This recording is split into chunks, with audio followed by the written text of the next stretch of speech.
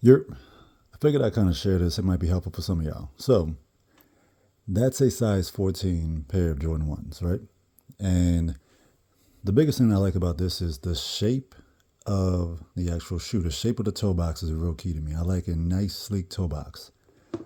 This is one of my shoe lasts that I have, and what I do not like about it is the curvature of the toe box in the front. It really points up, it curves up. I don't really like that.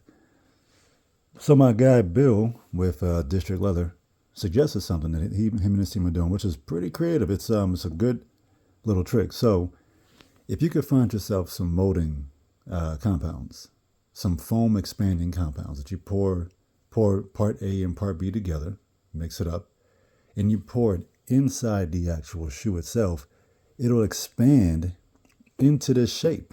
And now you have a shoe last of your favorite shoe size, like I did here.